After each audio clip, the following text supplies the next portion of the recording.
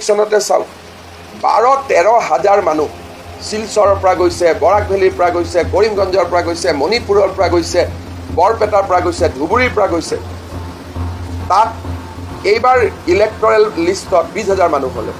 তাৰমানে এটা উজনিৰ দুৱাৰ মুখতে ডাঙৰ ঘাটি এটাই বহি গৈছে।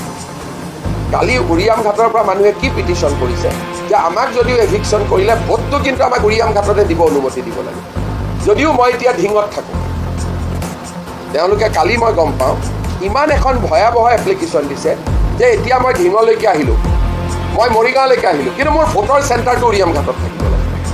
উৰিয়াম ঘাটৰ এভিক্টেড মানুহখিনি দিছে ইলেকশ্যন কমিশ্যন।